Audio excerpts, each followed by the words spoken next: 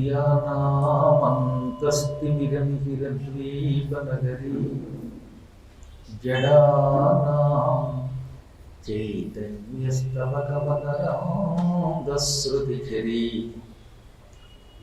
दरिद्राणां चिन्तामणिगुणनिका जन्मजलधौ निमग्नानां दंष्ट्रा मुररिपुवराहस्य भवति शुक्लाम्बरधरं विष्णुं शशिवर्णं चतुर्भुजं प्रसन्नवदनं ध्यायेत् सर्वविघ्नोपशान्तये वन्दे गुरुपदद्वन्द्वमवाङ्मानसगोचरम् रक्तशुक्लप्रभामिश्रमतर्क्यं त्रयीपुरं मतः नारायणं नमस्कृत्य नरं चैव नरोत्तमं देवीं सरस्वतीं व्यासं ततो जयमुदीरयेत् सच्चिदानन्दरूपाय विश्वोत्पत्त्यादिहेतवे तापत्रय विनाशाय श्रीकृष्णाय वयं नुमः। श्रियः कान्ताय कल्याणनिधये निधयेऽर्थिनां श्रीवेङ्कटनिवासाय श्रीनिवासाय मंगलम। जय श्रीराम అని చెప్పండి ఒకసారి. పరమ పవిత్రమైన స్కాంద పురాణం స్వయముగా కుమారస్వామి వారు చెప్పడం వల్ల దానికి స్కాందము అని పేరు వచ్చింది. ఈ స్కాంద పురాణాన్ని లక్ష్మీదేవి ఒకానొకప్పుడు యమధర్మరాజు గారికి కూడా వివరించి చెప్పిందని నిన్న మనం చెప్పుకున్నాం. ఎవరికి భయం కలిగింది? ఎందుకు భయం కలిగింది? ఆయన బిజినెస్ పోయింది కనుక. ఎవరికైనా తమ వ్యాపారం దెబ్బతింటే చాలా బాధ కలుగుతుంది. యముడి వ్యాపారం ఏమిటి? పాపాత్ముల్ని పట్టి శిక్షించి తన లోకానికి పట్టుకెళ్ళడం. తీరా ఆయన తన లోకానికి పట్టుకెళ్దాం అంటే భూలోకంలో ఈ జగన్నాథపురం ఏర్పడింది, పురుషోత్తమ క్షేత్రం ఏర్పడింది. పురుషోత్తమ క్షేత్రానికి వచ్చినటువంటి వాళ్ళంతా తరించి ఉత్తమ లోకాలకు వెళ్ళిపోతున్నారు. అందుకనే భయపడిపోయి యముడంతటి వాడు నా లోకానికి ఎవరూ రాకపోతే ఎలాగానని ఈ క్షేత్రం ముక్తి క్షేత్రం కాకుండా ఉండాలి అని విష్ణువుని లక్ష్మిని ప్రార్థించాడు. అప్పుడు లక్ష్మీదేవి కుదరదనైనా, ఈ లోకం విష్ణు క్షేత్రం, ముక్తి క్షేత్రం, నీకోసమని ఈ క్షేత్రం భూమి మీద లేకుండా మేము చెయ్యలేము, కానీ నీకోసమని ఒక వరం మాత్రం ఇస్తున్నాను. ఎవడికి పడితే వాడికి ఈ ముక్తి క్షేత్రం గురించి తెలియదు. మహాయోగులు, గురు కటాక్షం కలిగినటువంటి వాళ్ళు ఎక్కడో కొద్దిమంది ఉంటారు. అటువంటి వాళ్ళు ఈ క్షేత్రం గురించి తెలుసుకుని వస్తారు, వాళ్ళు ముక్తి పొందుతారు. తక్కిన వాడికి ఈ క్షేత్రం గురించి తెలియదు. ఇక్కడికి వచ్చినా కూడా ఏదో చేపలు పట్టు తిరిగిపోతారు అంతే. బంగాళాఖాతం తీరులో ఎంతోమంది అక్కడ ఏం చేస్తున్నారు? చక్క రాగానే చేపల పులుసు ఇక్కడ బాగుంటుందిగా అని పుస్తులమైన పులస చేపలు తినాలని పాపం పిచ్చివాడు తినేసిపోతారు. అది వాళ్ళ లక్షణం. అంతేగాని అక్కడికి వెళ్ళి ముక్తి గురించి చదువుతారు. చేపలు తినడం తప్పంటలేదు అక్కడ, కానీ వాడికి అది తప్ప తెలియదు. పాప వినాశన క్షేత్రం గురించి తెలియక చేపలకు సంబంధించిన క్షేత్రంగా భావించిపోతారు. ఈ విధంగా మాయ వల్ల తెలియదు అని అనగానే యమధర్మరాజు గారు ఈ క్షేత్రం గురించి చెప్పమన్నాడు. అయితే నేను చెబుతున్నాను గురు, ఇది పరమ పవిత్రమైన క్షేత్రం. ఈ క్షేత్రం ఎలా ఏర్పడిందో ఏమిటో ఇవన్నీ వివరం చెబుతాను. ఇది ఇప్పటి క్షేత్రం కాదు, ఎప్పుడో మొదటి మనువు స్వయంభూమను కాలంలో ఏర్పడిన దివ్యక్షేత్రం. నేను కూడా ఈ క్షేత్ర మహిమని, ఈ క్షేత్రం ఏర్పడ్డాన్ని శ్రీ మహావిష్ణువు వక్షస్థలం మీద ఉండడం వల్ల చూడగలిగాను.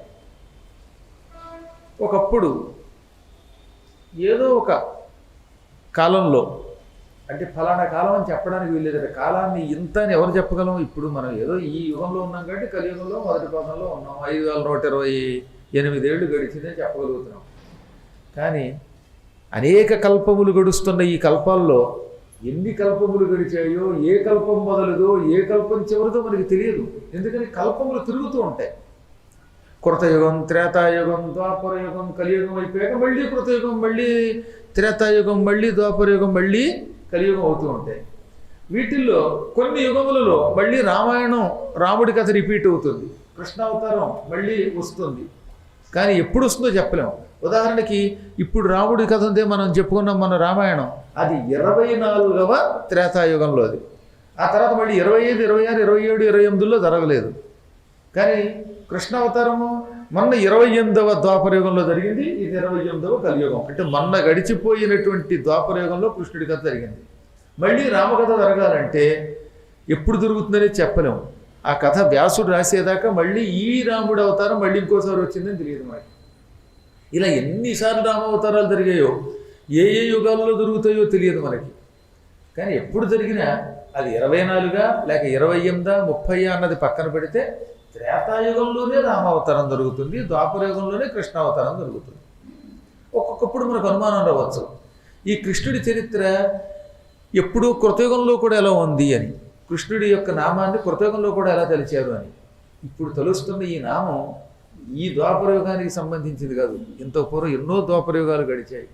ఆయా ద్వాపరయుగాల్లో ఈ కృష్ణ చరిత్ర ఎప్పటికప్పుడు జరుగుతోంది కాబట్టి నామములు మనకి తెలుస్తూనే ఉంటాయి. తర్వాత రెండోది, ఇప్పుడు మనందరం కృష్ణుడిని పిలుస్తున్న స్వామివారు ద్వాపరయుగంలో అవతరించడానికి ముందే గోలోకంలో ఉన్నాడు ఆయన. గోలోకంలో కృష్ణ రూపంతో, వైకుంఠంలో విష్ణు రూపంతో ఉంటాడు ఆయన. ఎన్ని రూపాలతోనే ఉంటాడు. ఆ గోలోక కృష్ణుడిని యుగయుగాలుగా తలుచుకుంటూనే ఉన్నాం. ఆయన అవతారం ఎత్తని క్రితం కూడా తలుచుకున్నాం. యుగయుగములుగా మన ధర్మం ఉన్నది. ఒకసారి అలాంటి యుగధర్మంలో, కాలధర్మంలో చరాచర జగత్తంతా జలప్రళయంలో నిండిపోయింది. అప్పుడు ఎక్కడ చూసినా నీరు తప్పేమీ లేదు. 3 రోజులుగా వర్షం కురుస్తుంటేనే రోడ్లన్నీ మునిగిపోయాయి. ఏది ఏరో ఏది ఊరో తెలియటం లేదు. అవునా?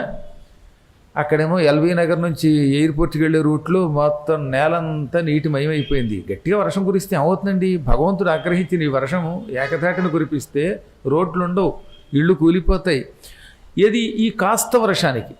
అటువంటిది 100 సంవత్సరములు ఏకధాటిగా దబ దబ దబ దబ దబ వర్షం కురిస్తే భూమి మీద ఏమైపోయింది? మొత్తం భూమి అంతా ప్రళయంలో నిండిపోయింది. అంటే నీళ్లల్లో కలిసిపోయింది.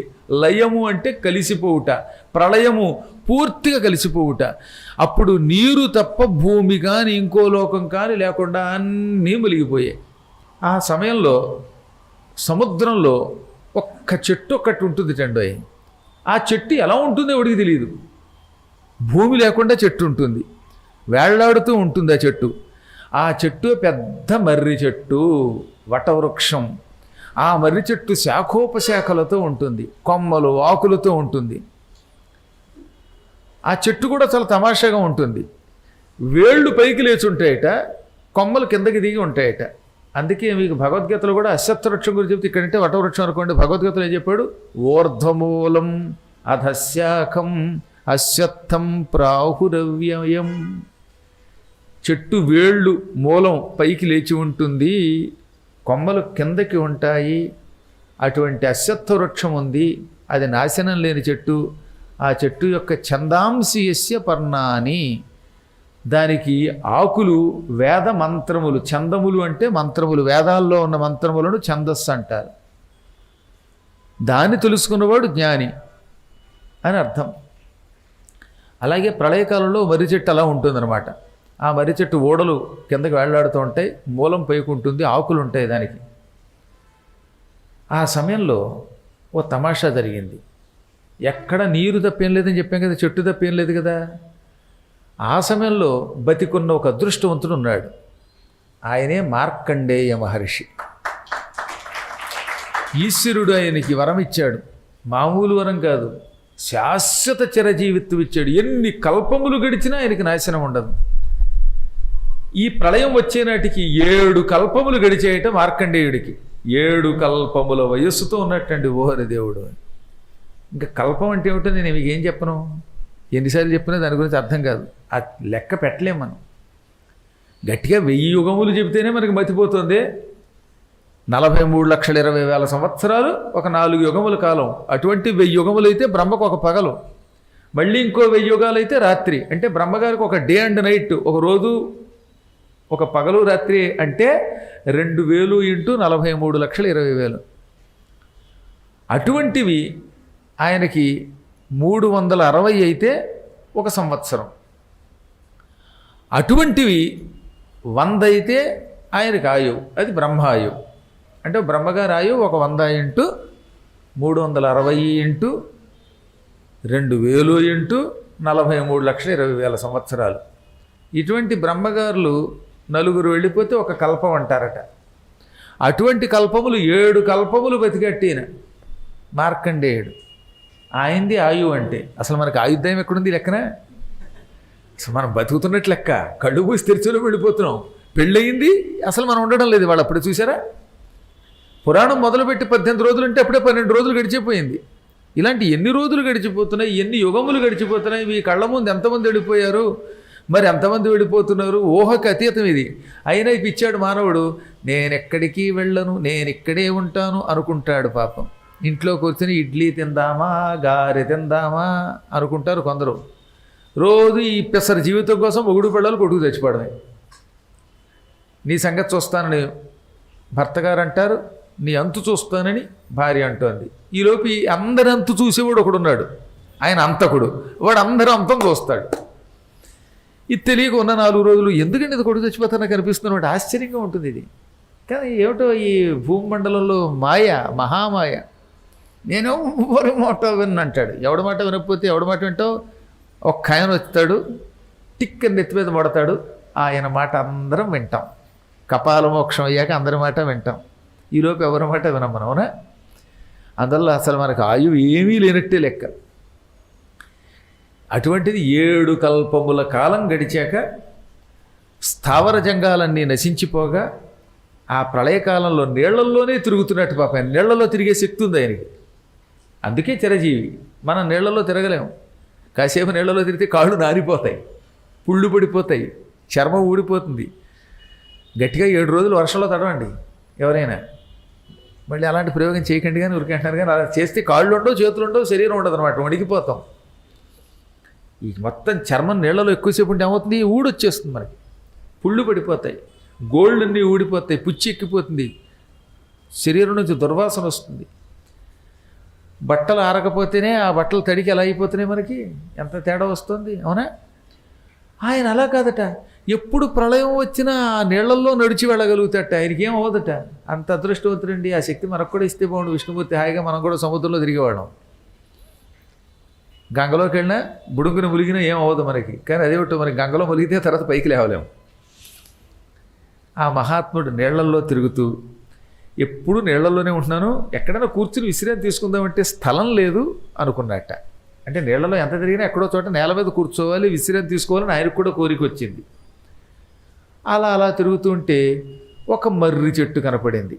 అక్కడ మాత్రం మర్రి చెట్టు చుట్టూతా ఒక అద్భుతమైన స్థలం కనపడింది ఇంతలో ఈయనకి. అక్కడ మర్రి చెట్టు దగ్గర ఈయన చూస్తూ ఉండగా ఒక స్థలం పైకి వచ్చింది. ఆ స్థలం దగ్గర ఈ మర్రి చెట్టు ఇందాక ఏమనుంది, తలకిందులుగా ఉందని చెప్పామా, వేళ్ళు పైకి కొమ్మల కిందకి. ఈయన వచ్చేసరికి మర్రి చెట్టు చుట్టూతా చక్కని భూమి, ఒక కొండ, ఒక నేల ఏర్పడి, ఈ మర్రి చెట్టు వెళ్ళి గిర్రును కిందకి దిగి మర్రి చెట్టు వేళ్ళు నేలలోకి చొచ్చుకుపోయాయి, కొమ్మల పైకి వచ్చాయి.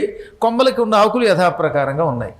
అంటే భూమి ఏర్పడింది, భూమి మీద మర్రి చెట్టు కనపడింది. అప్పుడు ఈయన అబ్బో, ఈ మర్రి చెట్టు ఉన్న చోట నేల వచ్చింది, ఈ మర్రి చెట్టు ఎక్కడిది, ఈ నేల ఎక్కడిది అనుకుంటూ ఉంటే అక్కడ మర్రి చెట్టు దగ్గర ఒక అద్భుతమైనటువంటి వ్యక్తి కనపడ్డాడు. ఆ వ్యక్తి, నా దగ్గరికి రా, దుఃఖించవలసిన అవసరం లేదు, నీకు విశ్రాంతి నా దగ్గర లభిస్తుంది, నీకు విశ్రాంతి కావాలంటే నా దగ్గరికి రా అనే మాట వినపడింది. ఇంతకీ పలుకుతున్నవాడు ఎవడో మనిషిని తెలుస్తుంది కానీ, ఎవరో ఒక వ్యక్తిని తెలుస్తుంది కానీ వాడు ఎవడో తెలియట్లేదు. ఆయన దగ్గరికి వెళ్ళాడు. ఎవరో మాట్లాడుతున్నది ఎవరో చూద్దామని. ఎంతో కష్టపడగా ఆ మర్రి చెట్టు దగ్గర ఒక చిన్న బాలుడు కనబడ్డాడు. మర్రి చెట్టుకి ఒక ఆకు ఉంది. ఆ ఆకు చెట్టు నుంచి విడిపోయి కిందకి రాలిందిట. మళ్ళీ జాగ్రత్తగా వినాలి. ఈయన ఒక భూమిని చూశాడు. సముద్రంలోంచి ఒక భూమి పైకి లేచింది, కొండాకారంతో ఉన్న భూమి. ఆ భూమి మీద ఈ మర్రి చెట్టు ఉంది. ఈ మర్రి చెట్టు ఆకుల్లో ఒక చెట్టు ఆకు పైనుంచి కిందకి రాలింది. ఆ రాలి నాకు నేల మీద పడలేదు, సముద్రంలో పడలేదు, గాల్లో తేలుతోంది. దానికి ఏది ఆధారం లేదు. ఏ ఆధారం లేకుండా నిరాధారంగా గాలిలో తేలుతున్నది ఆ మర్రి. ఆ మర్రి ఆకు మీద, లేత మర్రి ఆకు మీద ఒక బుజ్జి బాబు పడుకుని ఉన్నట్ట. ఆయనే శ్రీకృష్ణ పరమాత్ముడు. ఎంత అందంగా ఉన్నాడో. ఆయన శాశ్వతుడు అంటే ఆయన ఒక్కడే. మనంతా అశాశ్వతులం, ఆయన శాశ్వతుడు. ఆయన ఎప్పుడు నాశనం లేనివాడు. ఈ కాలి బొటన వేలు నోట్లో పెట్టు అనుకుంటున్నట్ట. పిల్లలకి ఏంటోనండి, వాళ్ళ కాలి బొటన వేలు నోట్లో పెడుతుంది. మీ కాలి బొటన వేలు నోట్లో పెట్టుకుందామంటే కాలు వంగదు. మరీ గట్టిగా ఎవడన ఉంచితే కాలు ఇరిగిపోతుంది. మళ్ళీ ఆర్థోపెడిక్ దగ్గరికి వెళ్ళాలి. ఒకసారి ఇప్పుడు వద్దు కానీ బాగుండదు, కానీ నేను లేనప్పుడు పడుకుని మీ కాలి బొట్టలు ఇలాగా నోట్లో పెట్టుకోగలరేమో సరే ట్రై చేయండి. చాలా కష్టం. చిన్నపిల్లలకి ఫ్లెక్సిబుల్గా ఉంటుంది. అందుకని చిన్నప్పుడే వాళ్ళ కాలి బొట్టన వేలు నోట్లో పెట్టుకుంటారన్నమాట. అలా బుజ్జిబాబు నోట్లో పెట్టుకుని అంటున్నాడు. అదే కరార విందేన పదారవిందం ముఖారవిందే వినివేశయంతం వటేశ పత్రేచ పుటేశయానం. వటేచ పత్రేశ పుటే శయానం. అదే వటస్య పత్రస్య పుటే శయానం అని పాఠాంతరం. వటము యొక్క పత్రము యొక్క పుటం అంటే ఆకు మధ్య భాగం అన్నమాట. ఈ చేతి మధ్య భాగాన్ని పుటము అంటాం, కరపుటము అంటాం. అలాగే ఆకుకి మధ్య భాగంలో ఉంటుంది కదా, దాన్ని పత్రపుటము అంటాం. దాని యందు శయానం పడుకుని ఉన్నటువంటి వాడిని బాలం ముకుందం మనసా స్మరామి. చిన్న పిల్లవాడిగా ఉన్నటువంటి ముకుందుణ్ణి, బాలుణ్ణి మనస్సుతో స్మరిస్తున్నాను. మనసా స్మరామి. ఆనాడు ఎవరో మహానుభావులు అద్భుతంగా రాశారంత శ్లోకం. అది ఎవరు రాశారు అనేది ఇప్పటికి కొంతమంది ఏమో లీలా కృష్ణుడు శుకుడు రాశాడంటారు, కొందరు కాదండి లీలాశుకుడు వ్యాసుడి శ్లోకం తీసుకున్నాడంటారు, కాదండి మార్కండేయుడు రాసిన దాన్ని స్కందుడు చెప్పాడు, దాన్ని వ్యాసుడు గ్రంథస్థం చేశాడు, దానినే లీలాశుకుడు గ్రహించాడని కొందరు అంటారు. ఏం చెబుతాం, కొన్ని శ్లోకాలు ఎవరు రాశారంటే ఏం చెబుతాం, భగవంతుడే రాసుకున్నాడు అనుకోవాలి కాసేపు. అలాంటి బాలుడు నోట్లో వేలు పెట్టుకుని కనపడగానే దగ్గరికి వెళ్ళాట. ఆయన నీలంగా ఉన్నాడు. ఆయన పరమసుందరాకారుడు. ఆయన పెదవులు ఎర్రగా దొండపండుల్లాగా ఉన్నాయి. చక్కని ముక్కు. కొంతమంది ముక్కు అసహ్యంగా ఉంటుంది, కానీ ఆయన ముక్కు చాలా ముచ్చటగా ఉంది. ఇంకా బుల్లి పొట్ట, బుల్లి బొడ్డు. అబ్బోబ్బోబ్బోబ్బో, ఆ సౌందర్యాన్ని చూడడానికి రెండు కళ్ళు సరిపోవు. పరమసుందరాకారుల యొక్క అందాన్ని చూడడానికి కళ్ళేం సరిపోతాయి. ఇప్పుడు ఆయన దగ్గరికి వెళ్ళాడు. వెళ్ళి రెండు చేతులు జోడించి నమస్కరించాడు. త్వత్పాద పద్మం జగదీశ పూర్వం అసేవ్యతానాత్మధియా మయా యత్ తత్కర్మణా దారుణ పాకభాజం దీనం పరిత్రాహి కృపాంబుధే మాం. సమస్త లోకాలకి అధిపతి అయిన పరమాత్మ, పూర్వం నా బుర్ర సక్రమంగా పనిచెయ్యక పరమ పవిత్రమైన నీ పాదపద్మాలని ఆరాధించలేకపోయాను. అందుకే ఎప్పటికప్పుడు కల్పములు గడుస్తున్నా నీవెవరో, ఈ సృష్టి ఏమిటో, సృష్టి రహస్యం ఏమిటో నాకు తెలియలేదు. కాలం కలిసి రానంత వరకు భగవంతుడు ఎక్కడున్నాడో తెలియదట. ఇందులో చాలామందికి పురాణాలు వినాలని తెలుసు. ఇవాళకి అవకాశం కలిసి వచ్చింది, గురువుగారిని గుర్తించి ఇక్కడికి వచ్చి వింటున్నారు. ఎంతో పూర్వం ఎందుకు రాలేదంటే ఏం చెబుతావు, ఇదివరకు ఎంతో పూర్వం కూడా చెప్పినప్పుడు రాగలిగారా, రాలేకపోయారు. అది కర్మ. భగవంతుడు అనుగ్రహించాడు, కర్మ పరిపక్వమయ్యింది, టక్కునొచ్చి వినగలుగుతాడు. 3 ఏళ్లుగా ఎదురు చూస్తున్నామండి మీకోసం, 4 ఏళ్ళు ఎదురు చూస్తున్నామండి, కానీ మీరు కనపడలేదండి, ఇవాళ కనపడ్డారంటే అర్థం ఏంటనమాట, ఈ 3-4 ఏళ్ళు ఇంకా భగవంతుని అనుగ్రహము రాలేదు. మన కర్మ, మనం చేసే మంచి పనుల యొక్క ఫలితం మనకు అందలేదు. ఇప్పుడు వాళ్ళు అందింది, రాగలిగాం, వినగలుగుతున్నాం పురాణం. అలాగే దేనికైనా సమయం రావాలి. ఈనాటి వరకు మేమెంత ప్రయత్నించినా స్వామి నీ పాదపద్మాలను చూడలేకపోయాను, ఇప్పుడు ఆరాధిస్తున్నాను. కల్పాలు గడిచిపోతున్నాయి, కానీ అసలు ఈ సృష్టి ఎలా ఆవిర్భవిస్తోంది, ఎలా నశిస్తోంది, ఎలా అభివృద్ధి చెందుతోందో నాకు తెలియలేదు. ఇప్పుడు నాకు సృష్టి యొక్క రహస్యం తెలియజేయి, నన్ను అనుగ్రహించు అని ప్రార్థించగానే అప్పుడు ఆయన, ఈ కల్పవృక్షమని ఈ చెట్టుకి పేరు, ఇప్పుడు నేను ఉన్నటువంటి మర్రి చెట్టుకి ఏమని పేరు, కల్పవృక్షము. కల్పవటవృక్షము, కల్పవృక్షము, వటవృక్షము అని కూడా పిలుస్తారు. ఈ చెట్టు ఆకు మీద నేను నీకు దర్శనమిచ్చాను. నీకోసం నేను నోరు బాగా తెరుస్తాను. నువ్వు వాసుదేవ, జగన్నాథ, పురుషోత్తమ అని ఈ 3 నామాలు జపించి నా నోట్లో ప్రవేశించు, నా కడుపులోకి వెళ్ళిపోవు. అప్పుడు నీకు నా గురించి కొంతవరకు తెలుస్తుంది. పూర్తిగా తెలియటం అసంభవం. నాకు శ్రీ మహాలక్ష్మికి తప్ప నా రహస్యం మరొకరికి తెలియదు. కాబట్టి పూర్తిగా తెలియకపోయినా కొంతవరకు నా గురించి తెలుస్తుంది. నా నోట్లో ప్రవేశించు అన్నాడు ఆయన. వెంటనే ఈయన వట పత్రము దగ్గరకు వచ్చాడు, మర్యాకు దగ్గరకు వచ్చాడు. ఆ మర్యాకు మీద పడుకున్న స్వామి కృష్ణుడి నోరు చూస్తూ ఉండగా విశాలంగా మారిపోయింది. ఓ పెద్ద కొండ గుహలా కనపడింది. ఇంత చిన్న బాలుడి నోరట ఓ మహాకొండ గుహలా అయిపోయిందనమాట. పెద్ద కొండ గుహలా అయిపోయింది. వెంటనే ఈయన ఆయనకి నమస్కరించి ఆయన నోట్లో దూరాడు. ఆ నోట్లో ప్రవేశించి కంఠంలో ప్రవేశించాడు. కంఠంలో కొన్ని కోట్ల లోకములు చూశాడు. ఇదేమిట్రా, నేను ఎవరి నోట్లోకి దూరాను? దూరింది ఒక బాలుడి నోట్లో. ఆ బాలుడి నోటిలో నుంచి కంఠం దగ్గరకు వచ్చాను. ఈ కంఠంలో ఎక్కడెక్కడి లోకాలు కనపడుతున్నాయి. ఇప్పుడు మనం చూస్తున్న ఈ భూలోకం, భువర్లోకం, సువర్లోకం, మహర్లోకం, జనలోకం, గోలోకం, తపోలోకం, సత్యలోకం, వాతలం, వితలం, సుతలం, తలాతలం, రసాతలం, పాతాళం వంటి అనేక లోకములు కంఠంలో ఉన్నాయి. ఈ లోకములు పెద్ద పెద్ద గోళముల కింద బంతుల వలె గిర్రును తిరుగుతున్నాయి. ఒక్కొక్క లోకం ఒక్కొక్క సూర్యుడిలో వెలిగిపోతుంది. ఇప్పుడు మనకి తెలియదు కానీ భూమి కూడా పైనుంచి చూస్తే సూర్యుడిలో వెలిగిపోతుంది. సూర్యుడి దగ్గరికి వెళ్ళి చూస్తే భూమి సూర్యుడిలా కనపడుతుంది. భూమి మీద ఉండగా చూస్తే పైనుండ సూర్యుడు సూర్యుడిలా కనపడతాడు, చంద్రుడు చంద్రుడిలా కనపడతాడు. కానీ ఊర్ధ్వలోకాలకు వెళ్ళి చూస్తే భూమి కూడా అలాగే గిర్రును తిరుగుతూ మనకి కాంతితో దర్శనమిస్తుంది. ఇలాంటి లోకములు కంఠంలో ఎన్నో ఉన్నాయి.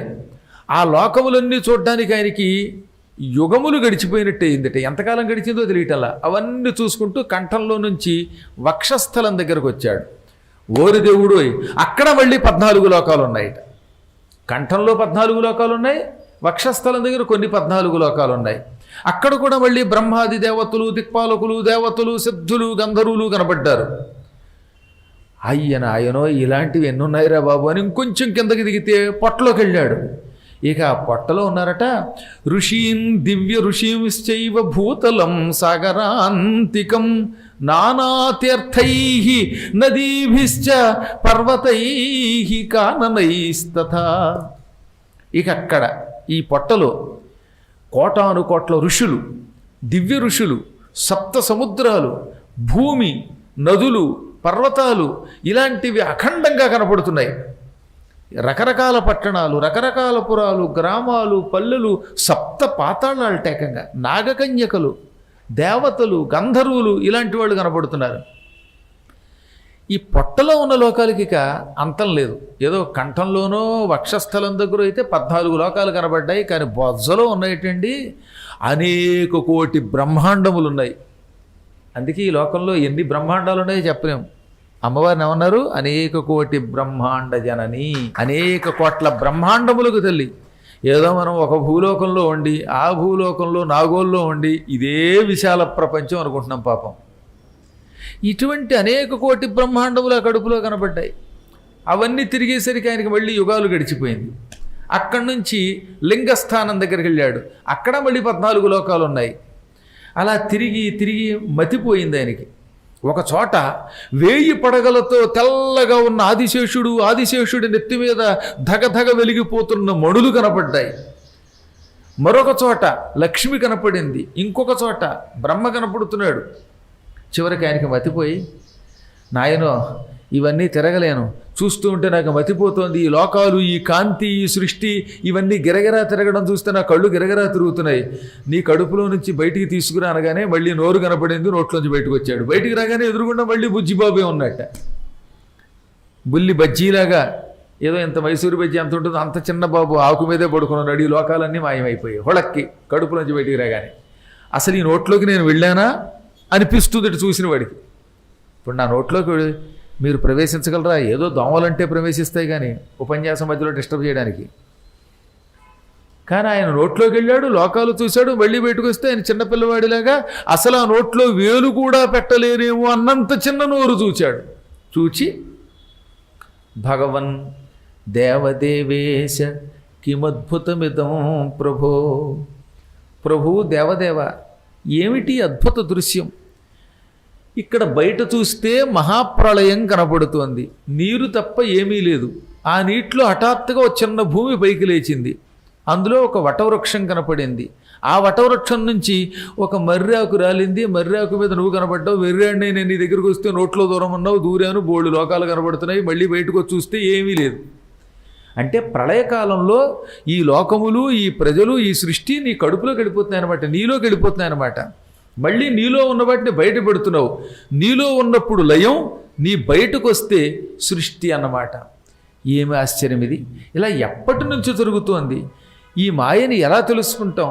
ఈ మాయని ఛేదించడం ఎవరి వల్ల అవుతుంది అనగానే అప్పుడు స్వామివారు, ఈ మాయ ఎప్పటికీ ఎవ్వరికీ తెలియదు, కొంచెం కొంచెం జ్ఞానులు అర్థం చేసుకుంటారు, వాళ్ళు కూడా కించిత్ కించిత్ అంటే కొద్ది కొద్దిగానే, పూర్తిగా నా మాయ నాకు తప్ప ఎవరికీ తెలియదు. అందుకే భగవద్గీతలో మమ మాయ దురత్యయ అన్నాడు ఆయన. కృష్ణుడు స్వయంగా చెప్పాడు భగవద్గీతలో, నా మాయని ఎవరూ దాటలేరు, తెలుసుకోలేరు, గ్రహించలేరు, ఎప్పటికీ తెలియదు. పక్కనున్న లక్ష్మీదేవికి తప్ప ఇంకొకళ్ళు ఎవరికీ తెలియదు, ఎందుకంటే లక్ష్మీదేవి మాయాస్వరూపిణి కనుక. బ్రహ్మకి తెలియదట, ఆదిశేషునికి తెలియదు. ఆదిశేషుడికి తెలిస్తే బలరాముడిగా ఉన్నప్పుడు ఆయన గురించి పూర్తిగా తెలుసుకోలేక ఎంత తలకిందులైపోయాడు. పిల్లలకి తెలియదు, తల్లికి తెలియదు, ఎవరికీ తెలియదు. భక్తులు కాబట్టి వాళ్ళు నాశనం కాకుండా మాయ కొట్టుకుపోకుండా బతుకుతున్నారు. మనకి అంత భక్తి లేదు కనుక మాయ గురించి తెలియక మాయలో పడి కొట్టుమిట్టాడుతున్నాం. మాయ అంటే ఏమిటి? లేనిది ఉందనుకోవడమే. కుంభీపాకము శాశ్వతము కాదు, స్వర్గము శాశ్వతము కాదు. అక్కడ కొంతకాలం ఉంటారు, పుణ్యం పోయాక తిరిగి మళ్ళీ పుడతారు. పాపం నశించాక యమలోకంలో శిక్షలు అనుభవించడం వల్ల పాపం నశిస్తుందిగా, నశించాక మళ్ళీ భూమి మీద పుడతారు. అప్పుడు ఎలా పుడతారో ఎలా ఉంటారో ఎవరికి తెలియదు. చివరికి ఏది శాశ్వతం కాదే. కాబట్టి లేకుండా ఉన్నది ఉంది అనుకోవడం, ఇక్కడే ఉంటాం అనుకోవడమే మాయ అంటే. ఈ మాయ నుంచి బయటపడడానికి నా పాదపద్మాలను ఆశ్రయించాలి. అదిగో ఆ మాయ నుంచి బయటపడడానికే నేను ఒక అద్భుత క్షేత్రం సృష్టించాను. ఈ సముద్ర మధ్యంలో ఇలా పైకి లేచిన ఈ కొండ నీలాచలము అని పిలువబడుతుంది. ఈ క్షేత్రమే పురుషోత్తమ క్షేత్రం. ఇదే జగన్నాథపురి. ఇక్కడే ఈ బంగాళాఖాతం ఇప్పుడు మనం పిలుస్తున్నది. ఒకప్పుడు అంతా సముద్రమే కదా, ఆ మధ్యలో లేచిందిట. ఆ లేచింది ఇప్పుడు మనం జగన్నాథపురం అంటున్నాం, అదే పూరి జగన్నాథ. ఆ మధ్యలో లేచిన ఎత్తైన స్థలమే నీలాచలం. అంటే ఈ వటవృక్షం ఉన్న ప్రాంతం ఇప్పటికి కూడా అక్కడ ఉన్నది. కల్పవృక్షం, కల్పవట వృక్షం అంటారు. మీరు ఈసారి పూరి జగన్నాథం వెళ్ళినప్పుడు ఆ వృక్షం దగ్గరికి వెళ్ళండి. ఈ వృక్షం ప్రళయకాలంలో మార్కండేయుడికి కనబడిన చెట్టు అన్నమాట. ఈ చెట్టు ఉందండి, మేము చూసాం, మీలో కొంతమంది అక్కడికి వెళ్ళినట్టు చూసి ఉండొచ్చు. ఆ చెట్టుకి కింద గణేశ్వరుడి మందిరం ఉంటుంది. ఎవరిది? గణపతిది. ఆ చెట్టుకు ఒకవైపు నరసింహస్వామి ఉంటాడు, అది నరసింహక్షేత్రం మొదట. వెనక వైపు జగన్నాథస్వామి ఉంటాడు. ఆ కల్పవృక్షం దగ్గరికి తప్పక వెళ్ళాలి. కేవలం జగన్నాథస్వామి గుడి చూసి వచ్చేయడమే కాకుండా జగన్నాథస్వామి మరొక రూపంతో కొలువై ఉన్న చెట్టు కల్పవటవృక్షం అన్నమాట. అక్కడికి వెళ్ళి అర్చకుల్ని అడిగితే చూపిస్తారు, చాలామంది చూపిస్తారు. చూసి ఉండొచ్చు కానీ మాయ వల్ల మర్చిపోతూ ఉంటాం. ఎన్నిసార్లు కాశీ పెడతారా? అయినా సరే శివరాత్రీశ్వరుడు అని మీరు చెప్పారండి కాశీఖండంలో. కహా హై శివరాత్రీశ్వరుడు అని అడిగేవాళ్ళు ఉన్నారు. శివరాత్రీశ్వరుడు అన్నపూర్ణ ఆలయం దగ్గరే ఉన్నాడు. అక్కడ డుంటి విఘ్నేశ్వరుడి దగ్గర చెక్ పోస్ట్ అయిపోయిందా, అవగానే అన్నపూర్ణాలయానికి వెళ్లే ముందు ఇంకొంచెం ముందు కుడివైపు తిరగండి. అక్కడ ఎత్తుగా ఉంటుంది పెద్ద శివలింగం. సెక్యూరిటీ వాళ్ళు అక్కడ అడ్డగా తుపాకులు పట్టుకుని ఉంటారు. అక్కడ ఇంకా తేలిగ్గా చెప్పాలంటే అన్నపూర్ణాలయంలో యంత్రేశ్వరుడికి వెనక భాగం అన్నట్టు. ఇక్కడ యంత్రేశ్వరుడికి అడ్డంగా ఉన్న గోడ పక్కనే ఉంటుంది, దారి ఉంది, పెద్ద శివలింగం ఉంటుంది. ఆ శివలింగం శివరాత్రీశ్వరలింగం. ఒకప్పుడు శివరాత్రి నాడు శివుడు ఆ రూపం ధరించాడు. ఇప్పటికీ శివరాత్రి నాడు అక్కడే అభిషేకం చేయాలి. అందువల్ల చెప్పొచ్చేది ఏమిటంటే తప్పక వెళ్ళాలి. మనం అక్కడికి వెళ్ళిన తర్వాత మనం గుర్తుపెట్టుకోవాలి, ఇవన్నీ తెలుసుకోవాలి. ఏదైనా ఒక క్షేత్రానికి వెళ్ళినప్పుడు చూడడమే కాకుండా శాశ్వతంగా బుర్రలో పెట్టుకోవాలి దాన్ని. కాశీలో ఎన్ని లింగములు అయిపోయాయండి. ఆ రోజుల్లో ముఖ్యంగా ఔరంగజేబు అనే ఒక నీచుడి కాలంలో సర్వనాశనం చేశాడు. క్రమక్రమంగా శివాజీ వల్ల కొంతవరకు బతికింది. ఇప్పుడు మళ్ళీ అన్ని లింగాలు బయటకు వస్తున్నాయి. అలాగే జగన్నాథపురానికి వెళ్ళినప్పుడు కూడా ఇవన్నీ చూడాలి. వటవృక్షం చూడవలసిందే. ఆ వటవృక్షం కల్పాంతంలో ప్రళయకాలంలో మార్కండేయుడికి కనబడినదన్నమాట. ఆ తర్వాత మార్కండేయముని ఏం చేశాడు, ఈ వటవృక్షానికి వాయువ్య కోణంలో విష్ణుమూర్తిని అడిగి ఆయన చక్రం తీసుకుని ఆ చక్రంతో ఒక గొయ్యి తవ్వించాడు. ఆ గొయ్యిలో మహేశ్వరుణ్ణి ప్రతిష్ఠించుకుని పూజించాడు. మహేశ్వరుడు అనుగ్రహంతో కదా ఆయన మృత్యుంజయుడయ్యాడు. మృత్యుంజయుడిని ప్రార్థించి మృత్యుంజయుడయ్యాడు, ఇంత ఆయువు పొందాడు. అందుకే కృతజ్ఞతగా శివుడి అనుగ్రహంతో విష్ణువు దర్శనం అవుతోంది, విష్ణు కటాక్షంతో శివ దర్శనం అవుతోంది. ఇది వైష్ణవ క్షేత్రం, ఇక్కడ కూడా శివుడు ఉండాలని తాను మళ్ళీ ఆ వటవృక్షం దగ్గర, ఏ వటవృక్షంలో విష్ణువు కనబడ్డాడో అక్కడే విష్ణువు చేత గొయ్యి తవ్వించుకుని అందులో శివలింగం ప్రతిష్ఠించి దాన్ని పూజించాడు. ఎంత మహాత్ముడు అండి మార్కండేయుడు. ఏకకాలంలో శివాయ విష్ణు రూపాయ అన్నవాడు ఆయనే. అక్కడ ఆయన ప్రతిష్ఠించిన లింగం ఆయన పేరు మీదుగా మార్కండేయేశ్వర లింగము అని పిలువబడింది. ఆ లింగం ఇప్పటికీ అక్కడున్నది. ఆ లింగాన్ని దర్శనం చేసుకుంటే అశ్వమేధయాగ ఫలితం లభిస్తుందట. యత్ర స్నాత్వా శివం దృష్ట్వా వాజిమేధ ఫలం లభేత్. స్నానము చేసి అక్కడికి వచ్చి శివుణ్ణి దర్శనం చేసుకుంటే అశ్వమేధయాగం చేసిన మహాఫలితం వస్తుంది. అటువంటి లింగం అది. అది కూడా పంచక్రోసుల ప్రాంతం. కాశీ ఎలా అయితే పంచక్రోసులో ఈ క్షేత్రం కూడా పంచక్రోసులు సముద్రంలోకి వ్యాపించి ఉన్న దివ్యక్షేత్రం అది. ఆ ప్రదేశం అంతా బంగారపు ఇసుకతోటి ఎక్కువగా కనపడుతుంది. ఆ ఇసుక చూస్తే బంగారం చూసినట్టు ఉంటుందన్నమాట. కొన్ని చోట్ల ఇసుక ఏదో అసహ్యంగా కనపడుతుంది. కానీ ఈ నీలాచలం దగ్గర సముద్ర తీరంలో ఉన్న ఇసుక చూస్తే ఒకవేళ బంగారం ఏమైనా చిన్న చిన్న పొడిగా చేసి అక్కడ వేశారా అన్నట్టుగా ఆ రంగులో కనపడుతుందట. సువర్ణవర్ణములో ఉండే ఇసుక అదన్నమాట. ఈ క్షేత్రానికి పడమట వైపేమో శంఖాకారం కలిగిన ఒక పర్వతం ఉంది. అక్కడ కూడా శివుడు ఉన్నాడు. శివుడు 8 రూపములతో అక్కడ ఉంటాడండోయ్. నీలాచలం దగ్గర పురుషోత్తమ క్షేత్రంలో శివుడు 8 రూపాలు ధరించాడు. అష్టమూర్తి అంటారు ఆయన. ఏమంటారు? అష్టమూర్తి.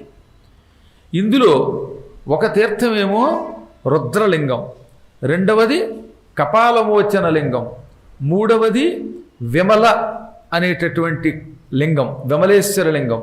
ఇక 4వ లింగం యమధర్మరాజేశ్వర లింగం, 5వది శంఖేశ్వర లింగం, 6వది అర్ధాంశేశ్వర లింగం, 7వది శాశ్వతేశ్వర లింగం, 8వది సముద్రేశ్వర లింగం.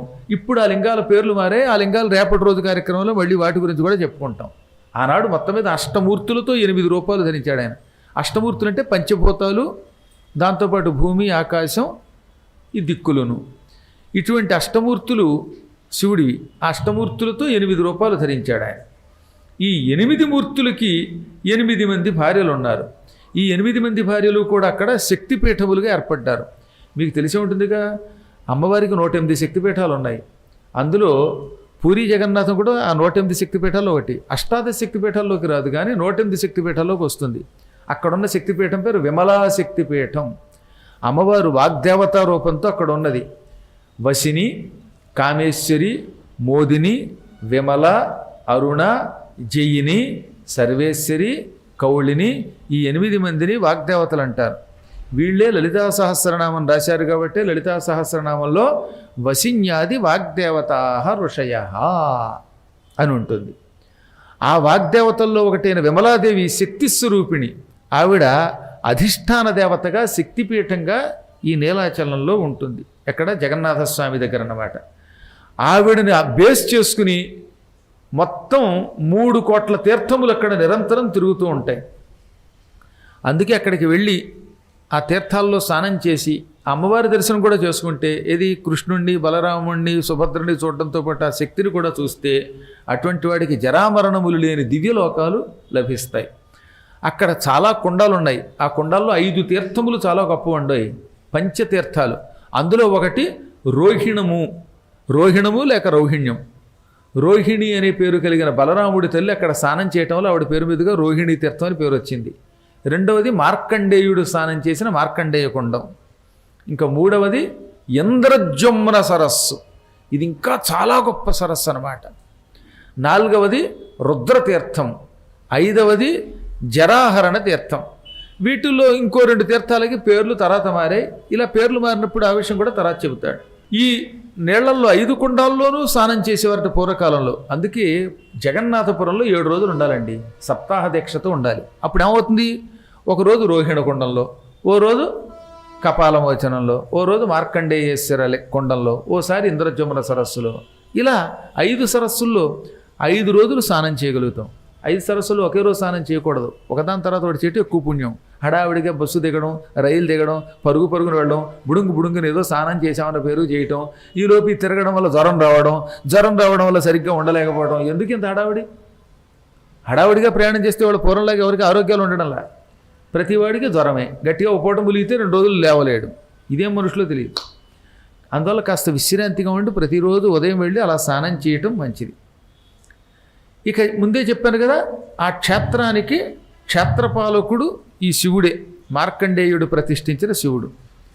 అక్కడ ఆయనకి భారీగా అమ్మవారు విమల అనే పేరుతో శక్తిపీఠంగా ఉంటుంది. సాక్షాత్తుగా బ్రహ్మస్వరూపుడు, పరబ్రహ్మస్వరూపుడు మన నరసింహస్వామి వారు. ఆయన హిరణ్యకశిపుడి యొక్క వక్షస్థలం చీలుస్తున్నట్టుగా విగ్రహ రూపంలో దర్శనమిస్తాడు. ఇక ఆయన దర్శనం చేసుకుంటే సమస్త పాపాలు తొలగిపోతాయి. అమ్మవారు, ఇందాక మీకు ఏం చెప్పాను, శివుడు ఎన్ని రూపాల్లో ఉన్నాడన్నాను? 8 రూపాల్లో ఉన్నాడన్నాను. ఆ 8 రూపాలకి అమ్మవారు 8 నామములతో భార్యలుగా ఉన్నది. ఆ భార్యల్లో ఎవరెవరు ఏమిటో చూద్దాం. మొట్టమొదట ఈశ్వరుడు అక్కడ ఉగ్ర తపస్సు చేశాడు. ఆ ఈశ్వరుడికి భార్య గౌరీ.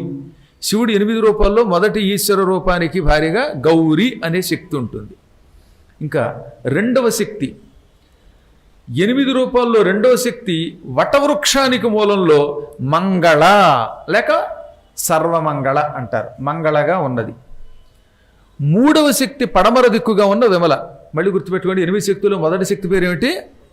శివుడు 8 రూపాల్లో ఉన్నాడు. 8 రూపాల్లో ఉన్న ఆయనకి అమ్మవారే 8 రూపాలతో భార్యగా ఉంది.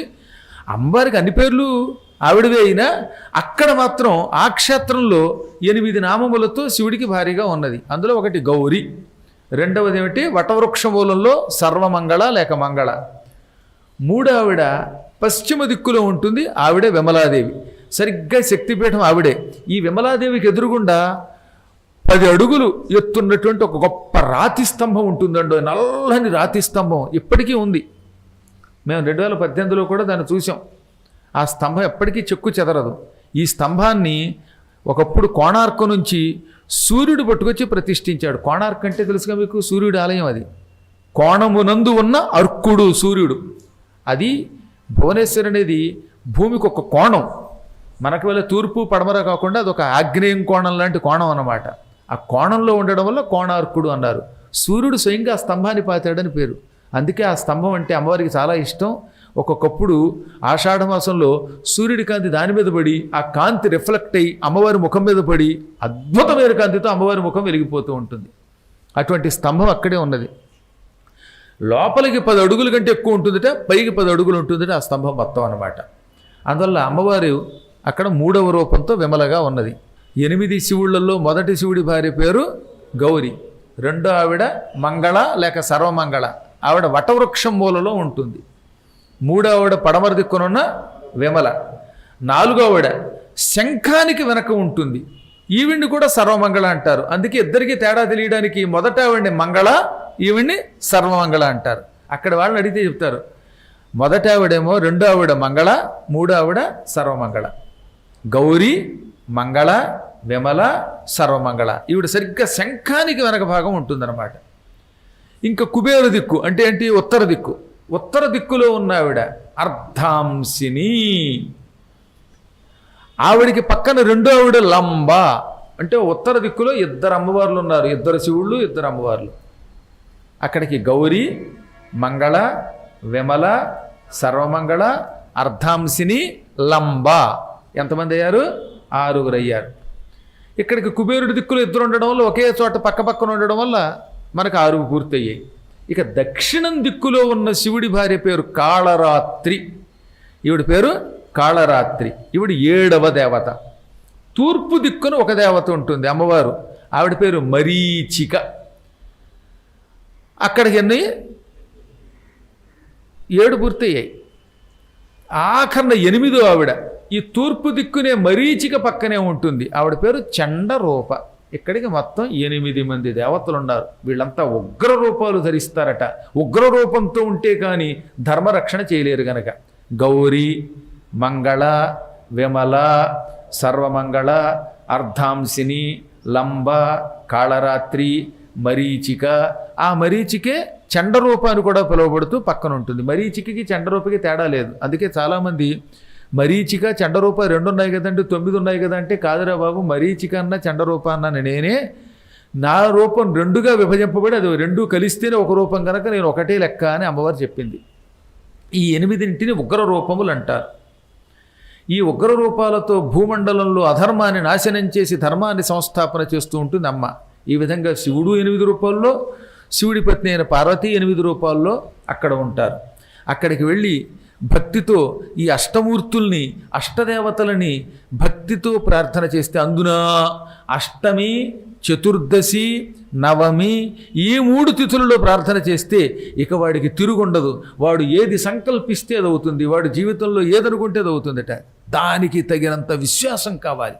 అష్టమ్యాంచ చతుర్దశ్యాం నవమ్యాంచ ఏకచేతసః. ఏకచేతసః అనే మాట మనం మర్చిపోకూడదు.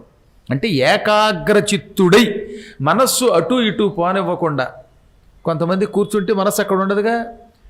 తీరా అమ్మవారి దగ్గరికి వెళ్ళాం, అమ్మా నిన్ను మంగళ అన్నారు, మంగళవా నువ్వు సర్వమంగళవా అని మళ్ళీ అనుమానం రాకుండా ఈ మంగళని నేను భక్తితో పూజిస్తున్నాను అనుకోవాలి. ఆవిడని తలుచుకున్న కాసేపు మన మనస్సు ఆవిడ మీదే ఉండాలి. అలాగే సర్వమంగళ దగ్గరికి వెళ్ళినా, అలాగే విమల దగ్గరికి వెళ్ళినా, గౌరి దగ్గరికి వెళ్ళినా, లేక అర్ధాంశిని దగ్గరికి వెళ్ళినా, లంబ దగ్గరికి వెళ్ళినా, కాలరాత్రి దగ్గరికి వెళ్ళినా, మరీచిక లేక చండరూప అనే ఆవిడ దగ్గరికి వెళ్ళినా మనం ఆ కాసేపు ఆవిడ మీదే మనస్సు లగ్నం చెయ్యాలి. అలా లగ్నం చేసి భక్తితో ఆవిడ యొక్క నామాలు ఏవైనా జపించండి, లలితా సహస్రనామం జపించండి, లేక అష్టోత్తర శతనామాలు జపించండి. ఆ జపించే కాసేపు మనస్సు అక్కడే పెట్టాలి. ఏ తిథుల్లో అన్నారు? అష్టమి, నవమి, చతుర్దశుల్లో. ఈ అష్టమి, నవమి, చతుర్దశులలో ఏకాగ్ర చిత్తుడై ఆ అమ్మని తలుచుకుంటే ఇంక వాడు తలుచుకున్నది అయి తీరుతుంది. ఇంక దానికి వేరే వ్యతిరేకంగా ఎవడు ఏమీ చెయ్యలేడు. అంత శక్తి ఆ శక్తిపీఠంలో ఉన్నది. ఈ విధంగా రుద్రుడు 8 రూపాలు, రుద్రాణి 8 రూపాలట. ఆ శ్లోకంలో ఉన్న పదాలు వినాలి. శ్లోకం వింటే మనకి పుణ్యం కనుక శ్లోకం వినిపిస్తాను. శ్లోకంలో ఉన్న పదాల వల్ల మీకు అర్థం తెలుస్తుంది. రుద్రాణి అష్టదా భేదం దృష్ట్వా రుద్రోపి శంకరః ఆత్మానమష్టదా భిద్వా ఉపాస్తే పరమేశ్వరం. అమ్మవారు 8 రూపములు ధరించడం వల్లేమో శివుడు 8 రూపాయలు ధరించేట. శివుడు 8 రూపాయలు ధరించడం వల్ల ఈవిడ 8 రూపాయల్లో ఉందట. ఎవరు చూసి ఎవరు ధరించారో తెలియదు, కానీ అమ్మవారి కోసం అయ్యవారు, అయ్యవారి కోసం అమ్మవారు ఇద్దరు 8 రూపాయలతో ఉన్నారు. అష్టవిధ రుద్రమూర్తులు, అష్టవిధ రుద్రాణీమూర్తులు. అంటే 8 రూపాయల్లో శివుడు, 8 రూపాయల్లో అమ్మవారు అక్కడ ఉన్నారు. ఎవరిని ఎవరు ప్రేమిస్తున్నారో తెలియదు అక్కడ. అదే అభేద తత్వం. మీరు ఒకసారి ఆలోచిస్తే ఎప్పటికైనా అర్థం కాని ఒక తత్వం తెలుస్తుంది. ఏమిటిది? చెట్టు ముందా, విత్తు ముందా? విత్తనం వచ్చి చెట్టు వచ్చిందా, చెట్టులోంచి విత్తనం వచ్చిందా? ఇది యుగయుగాలుగా వేదాంత రహస్యాల్లో ఒక చర్చ అన్నమాట. ఇప్పటికీ అడుగుతాడనమాట శిష్యుడు, గురువుగారు మామిడి చెట్టు వచ్చిందా ముందు టెంక విత్తనం వచ్చాక విత్తనం పారితే చెట్టు వచ్చిందా అంటే ఎవడు చెప్పగలడు? చెట్టులోంచి విత్తనం, విత్తనంలోంచి చెట్టు, విత్తనంలోంచి చెట్టు, చెట్టులోంచి విత్తనం. ఎవరిలోంచి ఎవరు వచ్చారో చెప్పలేం. అలాగే శివుడి కోసం అమ్మ, అమ్మ కోసం శివుడా, ఎవరు వచ్చారు చెప్పలేం. ఆ ఇద్దరు అటువంటి అర్థం కాని అపూర్వతత్వాలు వాళ్ళు. శివుడు కూడా అక్కడ 8 రూపాయలతో అమ్మ కోసం, అమ్మేమో ఆయన కోసం 8 రూపాయలతో ఉన్నారన్నమాట. ఆ రూపాలను మొత్తం మీద చూసి చూడవలసిందే.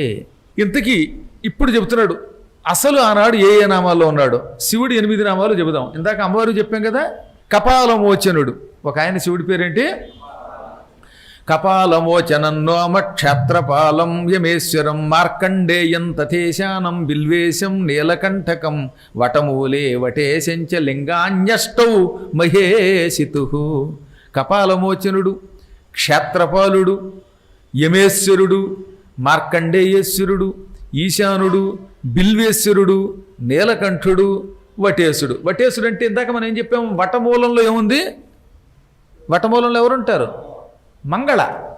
ఆ మంగళకి ఎదురుగుండా వటమూలంలోనే మహానుభావుడు వటేశుడనే 8వ మూర్తి ఉంటాడు. ఈ 8 పేర్లు భక్తితో తలుచుకోండి. నా కోసం తలుచుకోండి, మీకోసం తలుచుకోండి. చెప్పండి. కపాలమోచన, క్షేత్రపాల, యమేశ్వర, మార్కండేయేశ్వర, ఈశానేశ్వర, బిల్వేశ్వర, నీలకంఠ, వటేశ. ఈ 8 రూపాలు 8 లింగాలు అక్కడ ఎప్పటికీ ఉన్నాయి. గుర్తుపెట్టుకోండి, ఎప్పటికీ ఉంటాయి, ఇప్పుడు ఉన్నాయి కాబట్టి అదృశ్యం అవ్వలేదు. ఇందాక చెప్పిన 8 అమ్మవార్లు, ఆ 8 అమ్మవార్లకు ఎదురుగుండా ఈ 8 అయ్యవార్లు, ఈ 8 అయ్యవార్లకు ఎదురుగుండా ఆ 8 అమ్మవార్లు ఉంటారు. వీటిని చూసిన వాళ్ళు ముట్టుకున్న వాళ్ళు ముక్తి పొందుతారు, సందేహం లేకుండా.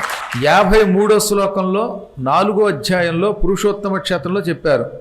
యాని దృష్ట్వా యథా స్పృష్ట్వా పూజయత్వా విముచ్యతే. యాని ఏ లింగాలనైతే, అంటే ఇందాక చెప్పిన 8 లింగాలని అమ్మవారిని దృష్ట్వా చూచినవాడు, స్పృష్ట్వా అంటే ముట్టుకున్నవాడు, తాకినవాడు, పూజయత్వా పూజించినవాడు, ఈ ముగ్గురు విముచ్యతే విముక్తి పొందుతారు.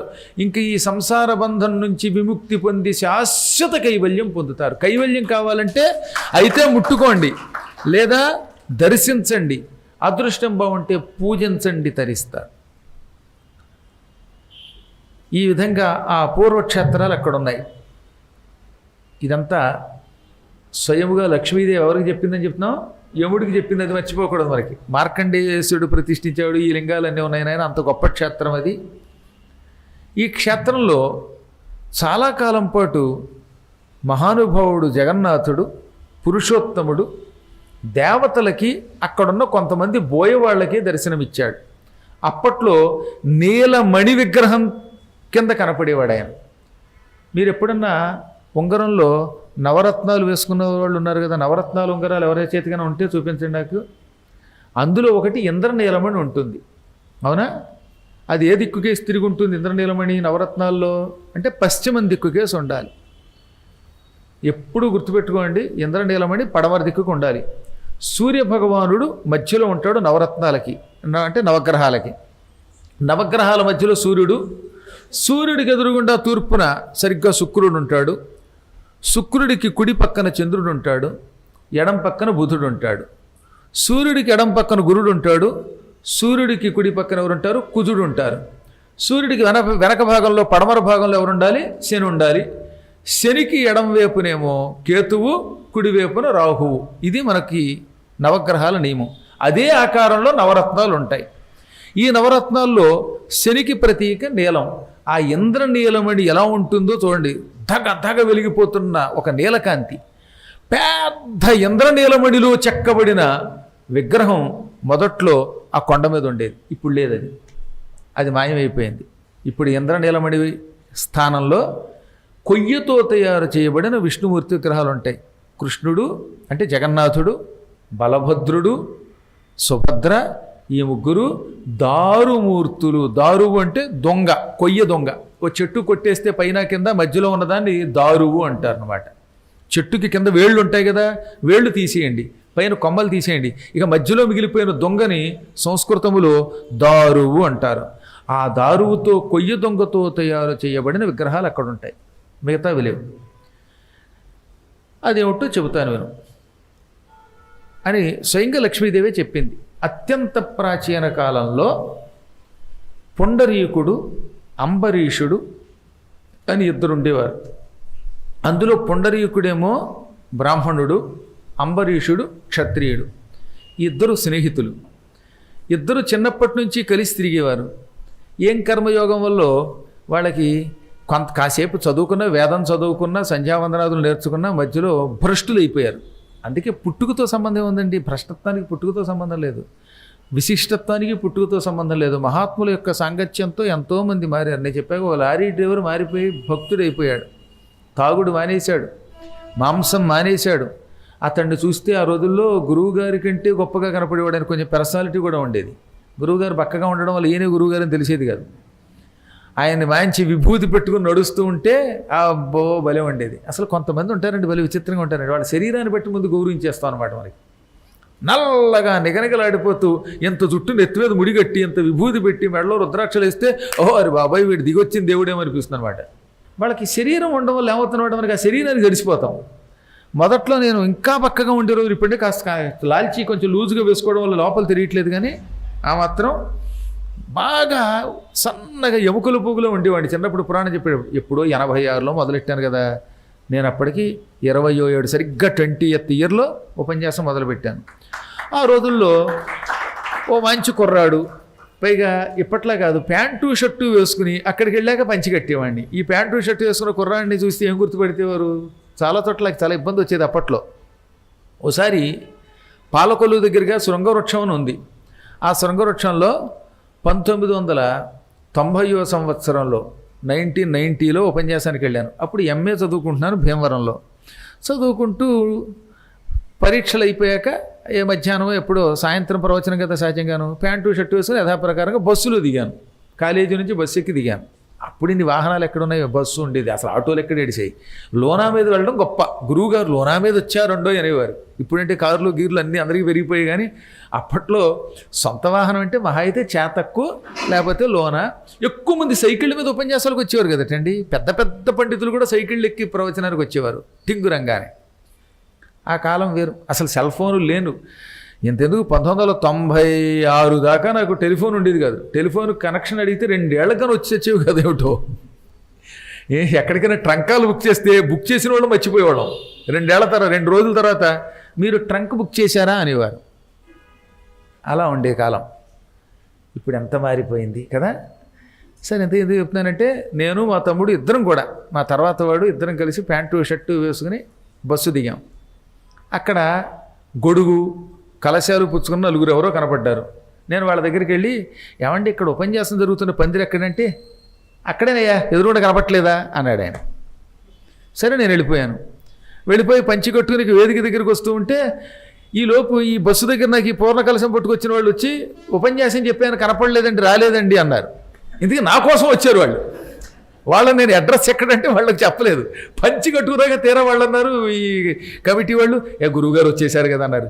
ఈయన గురువుగారు అని ఎలా అనుకుంటామంటే, ఏ కాలేజీ స్టూడెంట్ వచ్చేసాడేమో డిస్కో డాన్స్ చేయడానికి కొనుక్కున్నామండి అనుకున్నారు పాపం వాళ్ళు. కాబట్టి రూపాన్ని చూసి కొంత మోసపోతాం. అందుకని ఏమన్నారంటే మన వాళ్ళు పూర్వం ముందు వకారాల్లో వస్త్రం, వపుషు ఇవి తప్పనిసరిగా ఉండాలి. వస్త్రేణ వపుష వాచా విద్యయా వినయేనచ వకారై పంచభిర్హీనో నరో నాయాతి గౌరవం. ఆకారంతో కనపడగానే, ఆ వస్త్రాలు చూడగానే అమ్మ బాబో ఎంత పండితుడో అని అందరూ సాష్టాంగపడతారట. అందుకని వస్త్రం బాగుండాలి. వస్త్రములు ఎంత బాగా వేసుకున్నా, బాగా టిక్కు టిక్ అని వేసుకున్నా, అలంకారం చేసుకున్నా, వపుష శరీరం కూడా ఉండాలి.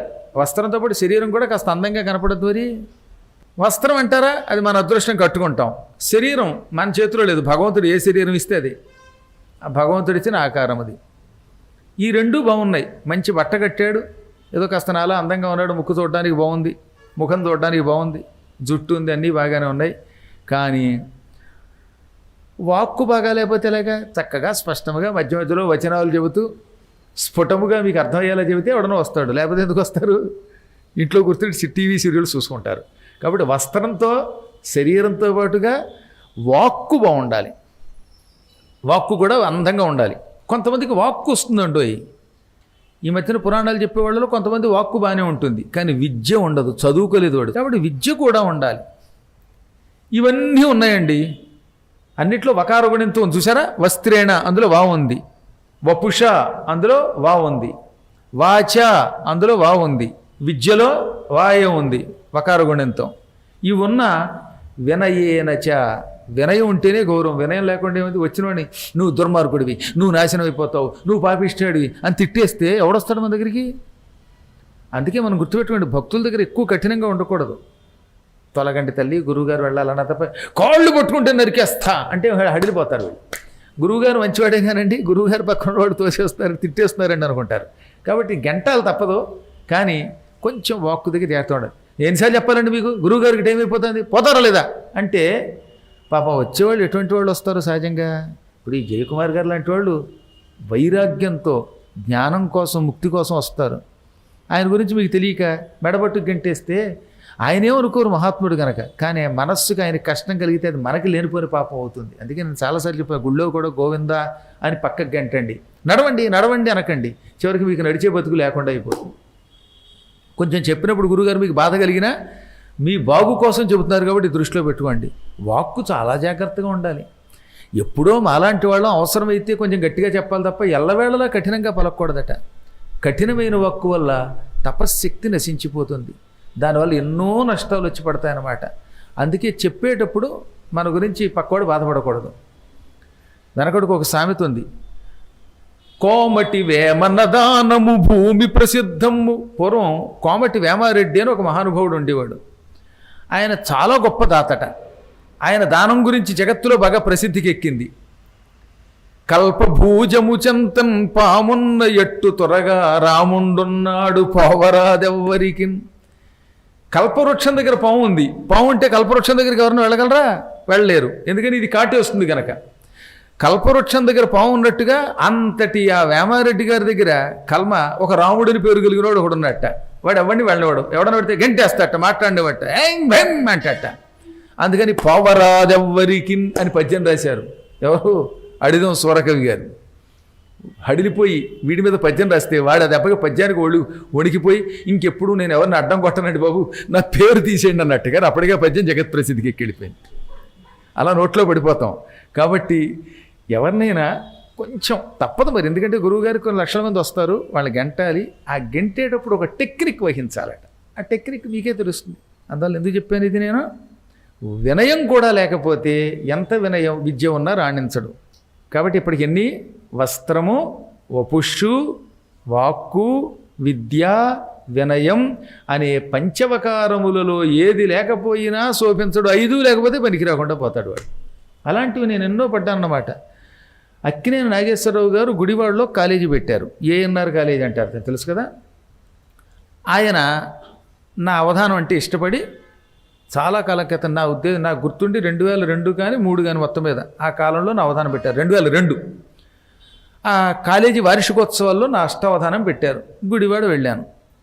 అవధానంలో నాకు పృచ్ఛకుడిగా ఇప్పుడు ఉప్పల్లో మా పాత ఇంటికి పక్కనే ఉన్న ఇంటి కొనుక్కున్న ఆయన పేరు ఏకోరామ్ గారు, మల్లంపల్లి ఏకోరామ్ గారు. ఆయన నేను కలిసి కొనుక్కున్నాం పక్కన అనుకోండి. ఆయన పృచ్ఛకుడు నా పక్కనే ఉంటారు కనుక నాతో కారులో తీసుకెళ్ళాం. ఇద్దరం కలిసి కారులో గుడివాడ వెళ్ళాం. వెళ్ళగానే కారు దిగ్గానే ఆయన పంచి కట్టుకుని మంచి ఇంత బొజ్జతో బలంగా దృఢంగా ఉన్నాడు, అందులో కొంచెం వయసు పెద్దవాడు. ఆయన సూట్ కేసు తీసుకుని అందరూ ఆయన గౌరవించి తీసుకెళ్లారు. వెనకాతలు నేను దిక్కుమాల మహేశ కూర్చున్నాను. అసలు అవధానం నాది, ఆయన కేవలం పృచ్ఛకుడు ఇంత చేసి. తీరా అక్కడికి వెళ్ళాక ప్రిన్సిపల్ గారు కంగారెడ్డి, ఇదేంటి అవధాని గారు సూట్ కేసు ఆయన చేత మోయించి ఈయన మోస్తున్నారంటే, ఈయనండి అవధాని, ఈయన పొట్ట చూసి ఈయనే అనుకున్నామండి అన్నారు. పొట్ట బట్ట చూశారు, ఆయనే అవధానం అనుకున్నారు. పోనీ ఆయననే చెప్పొచ్చుగా, నేనే అవధాని కాదండి ఈయనండి, ఆయన దర్జాగా మోయించి గడిపోయాడు. ఇలా తెలివితేటలతో కొందరు ఉంటారు. కూడా వచ్చేవాడు ఉంటారే, వాడికి సేవ చేస్తుంటే వాడు ఆనందంగా స్వీకరిస్తాడనమాట. ఒక్కోసారి కారు దిగ్గానే మా తాతగారి మీద గంధం తొలుతారు, నా మీద జల్లరు, ఆయనే గురువు గారు అనుకుని ఆ గడ్డాన్ని చూసి. పాప ఆయన మంచివాడు కనుక ఆయనకి చల్లండి గడ్డం నక్కదు, గంధము పుయ్యరు కానీ ఆయనకి 2 అనాలు తప్ప ఆయన పూజించుకుని ఆయన మురిసిపోతే ఎలాగా. అలా జరిగింది. తీరా తర్వాత ఇంకా అవధానం జరిగాక గురువుగారి పాండిత్యం చూడగానే ఆశ్చర్యపోయారు. ఆ పూట నాగేశ్వరరావు గారు అన్నీ మర్చిపోయి అంతసేపు అవధానం అన్నాడండి. ఆయన ఎప్పుడూ అప్పుడు తీసుకున్న ఫోటోలు ఉన్నాయి, ఏమైపోతాయి కాలప్రభావంలో, నాకేం వీటి మీద దృష్టి ఉండదు. అప్పుడు ఇంతమంది టెక్నాలజీ ఉన్నటువంటి శిష్యులు ఇప్పుడంటే టెక్నాలజీ ఉంది కాబట్టి యూట్యూబ్లోకి వెళ్ళిపోతుంది, యూట్యూబ్లోకి వెళ్ళిపోతుంది, చేసినట్టు ఎడుతున్నాయి. వీళ్ళంతా శ్రమ పడుతున్నారు, పుస్తకాలు ప్రింట్ చేయిస్తున్నారు. పాపం గురువుగారి కోసం పిలిస్తే వచ్చే పరమేశ్వర్ లాంటి శిష్యులు ఆ రోజుల్లో ఉండేవారు లేరు. అంటే శిష్యులు ఉన్నారు కానీ టెక్నాలజీ లేదు. ఒక్కొక్క ఊళ్ళో ఒక్కొక్కడు. ఎంతమంది అండి మీకు ఈ సేవ చేస్తున్న వాళ్ళు? వాడు గురుభక్తితో చేస్తున్నారు తెలుసా. జితేంద్రుడు అని ఒకడు ఉన్నాడు, బెంగళూరులో ఉంటాడు. పాపం కిక్కులు మనకుండా పనిచేసి పెడతాడు. వాడు ఉన్నాడని మీకు తెలియదు. కొందరు కనపడతారు, కొందరు కనపడరు. మొన్న పెళ్ళికి, మా అమ్మాయి పెళ్ళికి మన సాయి అనిరుద్ధరెడ్డి, రాజారెడ్డి గారు అబ్బాయి సాయి, ఆ కుర్రాడు ఏ అమ్మాయికి భర్త అవుతాడో కానీ అతని పెళ్లి తొందరగా వాళ్ళని కోరుకుంది. ఆ అమ్మాయి కొన్ని కోట్ల జన్మలు పుణ్యం చేసుకుందండి బాబు. రాజారెడ్డి గారు అబ్బాయి సాయి అంటే ఇక ఈ మనుషుల్లో సామాన్యమైనటువంటి మానవుడి కింద అనకూడదు. ఎంత సహనం, ఎంత శక్తి! భగవంతుడు విద్య ఇచ్చాడు, వినయం ఇచ్చాడు, సహనం, శాంతం, టెక్నిక్, కార్యదీక్ష ఇవన్నీ ఉన్నాయి, ధనము ఉన్నది. కాబట్టి ఎవరైనా రెడ్లు ఉంటే మంచి కుర్రాడు వాడు, అటువంటి కుర్రాడికి మంచి పిల్లనివ్వండి. ఆ పిల్ల భక్తురాలు అయ్యి ఉండాలి, అది మాకు కఠోరణీయం. సరే, ఎందుకు చెప్తానంటే ఇవన్నీ మనుష్యులు ఆయా సంస్కారవంతులు ఎప్పుడు ఈ రూపానికి విలువరు, కానీ సామాన్యులు రూపాన్ని బట్టి మర్చిపోతారన్నమాట. కాబట్టి ఇవన్నీ తెలుసుకోవాలి. తెలుసుకుని మనం సాధ్యమైనంత వరకు ఎక్కడ పుట్టాము అనడానికంటే ఎలాంటి సంస్కారం పొందామో తెలుసుకోవాలి.